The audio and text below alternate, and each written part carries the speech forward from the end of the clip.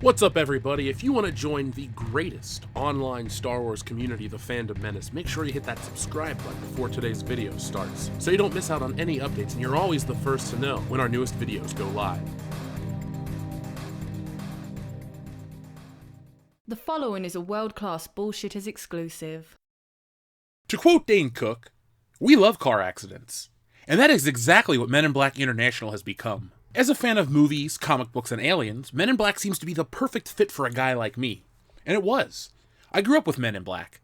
I saw the first film in a drive-in theater. I skipped part 2 for good reason, and I thought 3 was a fantastic conclusion. I watched the cartoon religiously, I had some of the ugly-ass toys, and still to this day, I enjoy the Men in Black song. It really is the pinnacle of the movie tie-in. And I even enjoy videos about the real Men in Black. Overall, I'm a big fan of the concept and the franchise.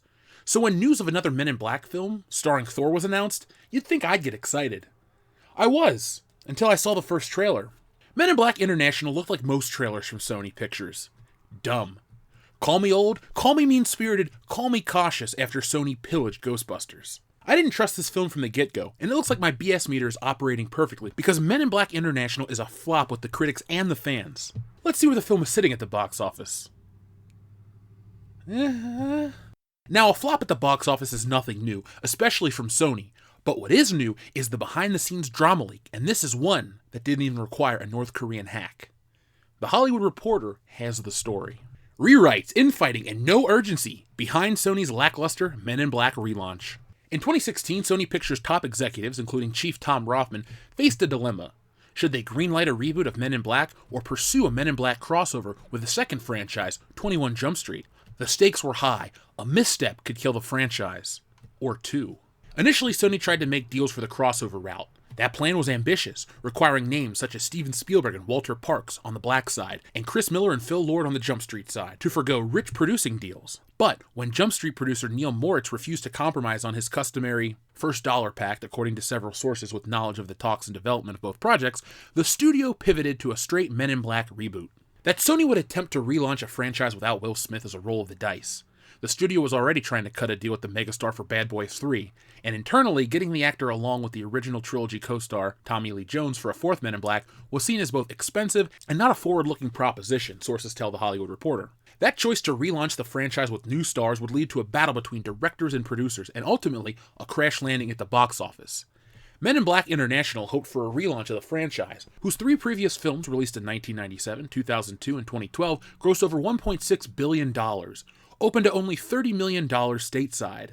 It was, if not a franchise killer, a franchise freezer. The Smith-Jones Men in Black films all bowed to the low to mid $50 million range.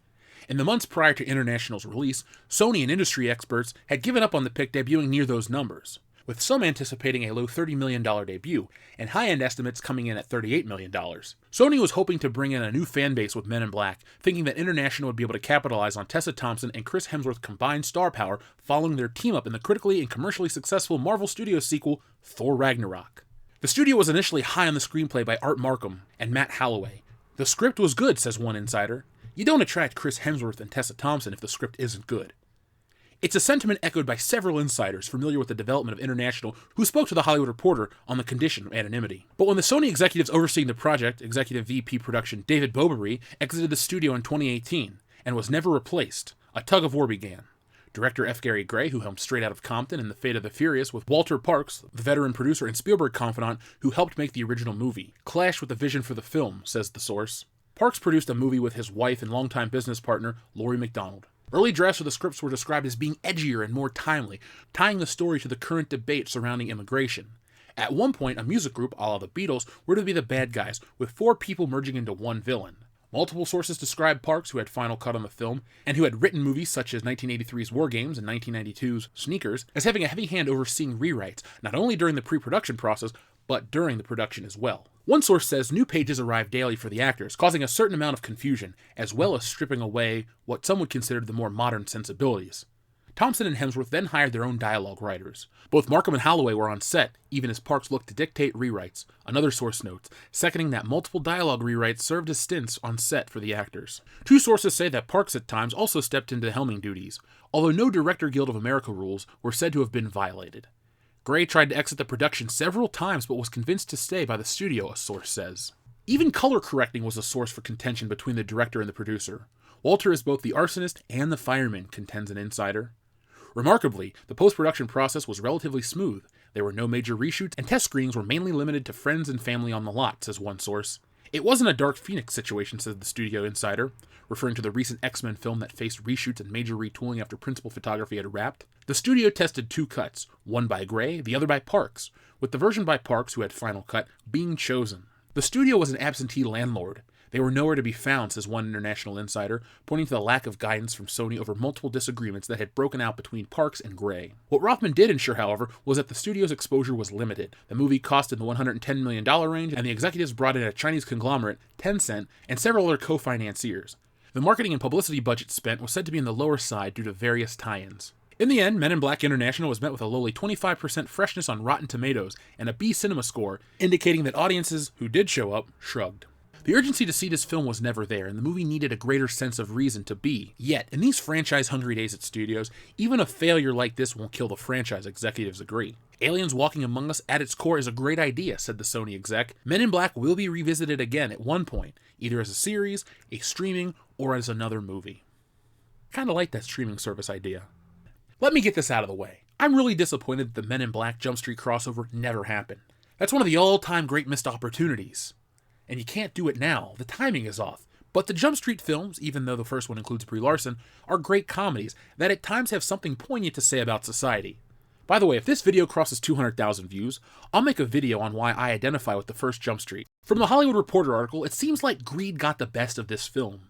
Greed and incompetence. For some reason, the people in charge of the genre films are the absolute worst in Hollywood. Tom Rothman was the first person named in the article. For those who don't know who he is, he's responsible for X-Men 3 sucking.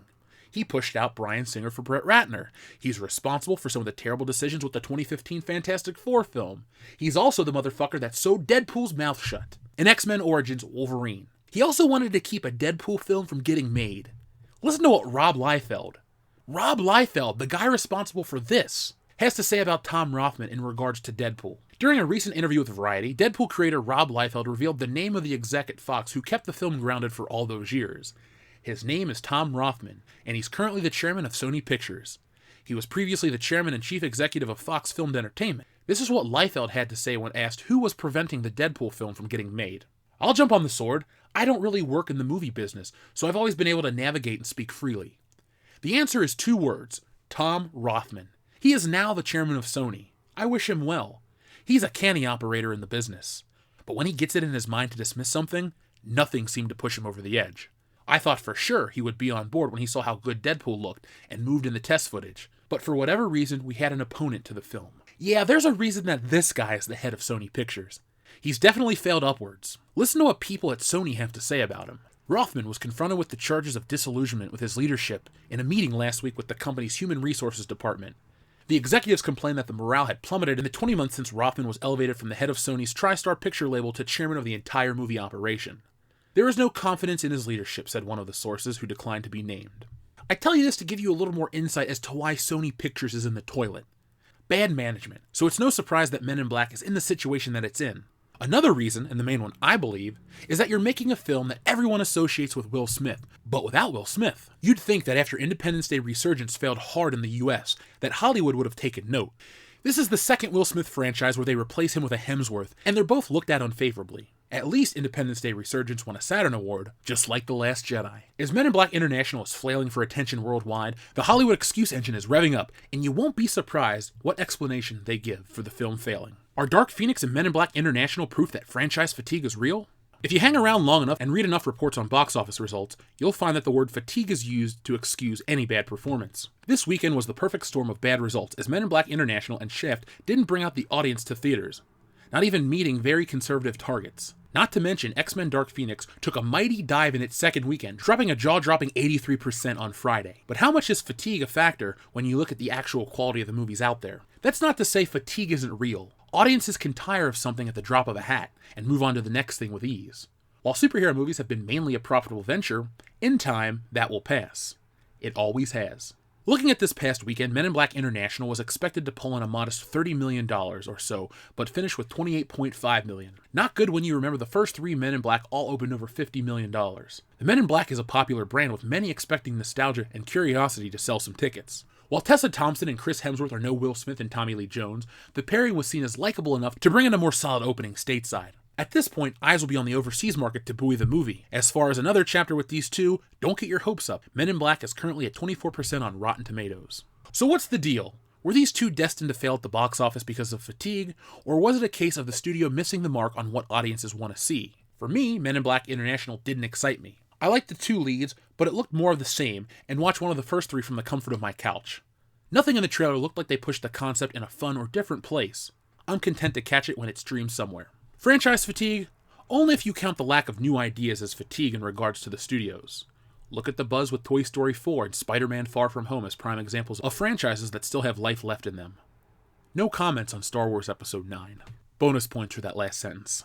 Now call me crazy, but how can there be Men in Black fatigue when there hasn't been a film in over 7 years? That's not really something I buy into. I'm not sold that the stars have enough star power to carry Men in Black. Look, Chris Hemsworth is cool in my book. I love him as Thor, but his films outside of Marvel haven't really been massive hits. Tessa Thompson isn't as popular as Hemsworth, though social media can't stop gushing over her. Maybe Hollywood shouldn't bank on social media numbers to bring in actual cash at the box office. The people online call for arbitrary changes to film titles, and... oh wait, it's just not social media. It looks like Tessa Thompson is guilty of this too. Tessa Thompson proposes name change for Men in Black title. Tessa Thompson, who stars alongside Chris Hemsworth in the new Men in Black reboot as Agent H and Agent M, has expressed her views towards the old-fashioned and sexist name of the organization that the movie centers around and takes its title from. The actress shared her desire to change the name to something less male-centered in the future, and at the premiere of the movie in New York, she offered some alternatives. We'll see. I think maybe we can change the name at some point. Some other options she suggested include People in Black and Humans in Black. However, she did recognize these suggestions weren't brilliant and that the acronyms were ineffective. She said PIB sounds like a sandwich and HIB sounds like something you don't want to get. Although she did express that she appreciates the brand value of the name and commended the movie for its anti-sexism in casting her as the lead alongside Chris Hemsworth, Thompson also expressed that the movie is aware of its gender bias and quoted a line that her co-star Emma Thompson says in the film, Men in Black, because I'm confused that is the title of the organization. She goes, I know, I've had the conversation, it's taking time. And I think that's what she speaks to, which is funny but true. That change happens sometimes faster than we have language to describe what change has occurred, insofar as we have certain institutions that have antiquated ways of working.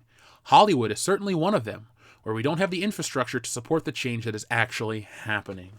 That sounds a lot like the X-Men kerfuffle, and look where that film landed. At least with that film, the director admits the shortcomings were his own fault and doesn't take to Twitter, bitching and moaning for 2 years. I, for one, don't like the idea of changing the Men in Black name. The first film had Agent L, a lady, so the organization was already welcoming to women. They were actually open to all different sorts of alien races. Interesting. Thinking back, Men in Black International was a big missed opportunity. Men in Black is that rare comic book franchise that 1, people don't realize is a comic book, and B, has unlimited potential for sequels. The allegory for the current immigration debate seems interesting. Men in Black tackled that way back in the first film, and now, more than ever, it's very topical. I have no idea what's next for Men in Black. I'm okay with them leaving it alone forever, unless they put out the money and make that Jump Street crossover. Agents J and K meet Schmidt and Janko. Now that's a crossover that could give the Avengers a run for their money. No, I can't back that up.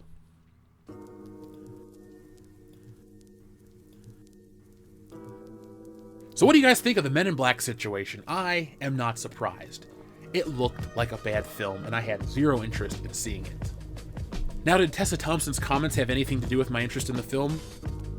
Surprisingly, no. Like I said, the trailer didn't look good, the film didn't look enticing, and her comments only seemed to anger and annoy a lot of people out there.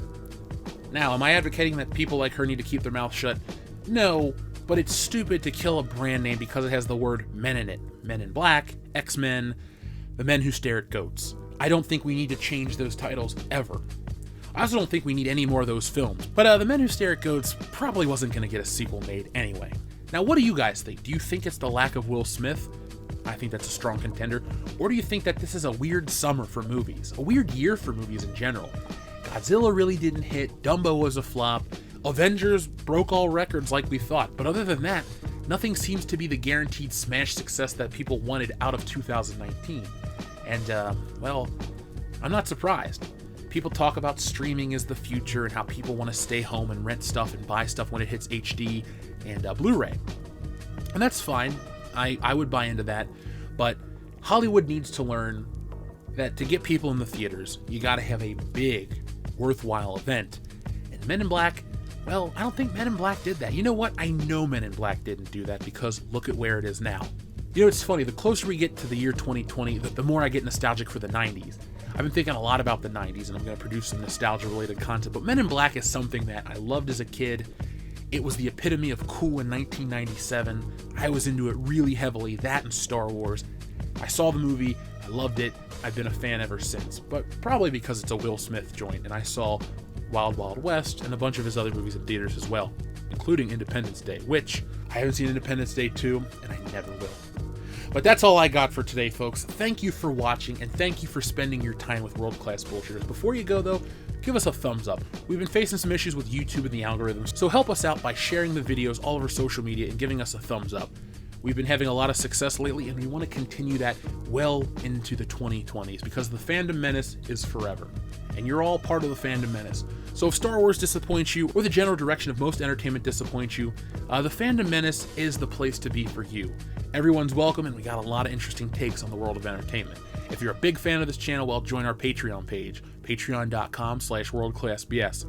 $5 gets you access to all kinds of exclusive content. We do have a $1 tier, that helps, and that gets you our bonus podcast each week, but the $5 gets you the bonus podcast, commentaries, and suggestions, and ways you can be a part of the show.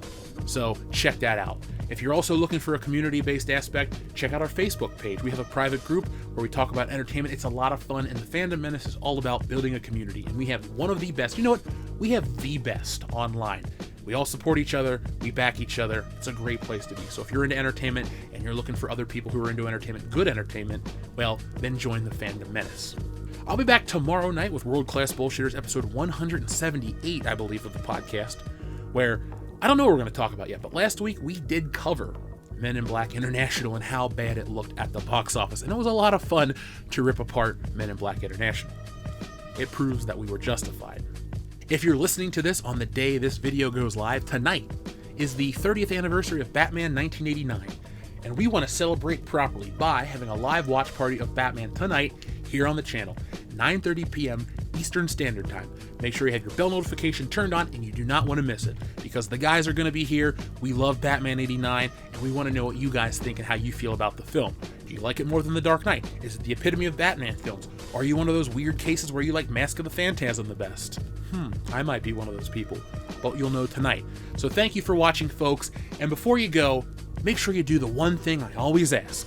They're not my words, but they're words that I believe in and I spread as far and wide as possible. What are they? Be excellent to each other.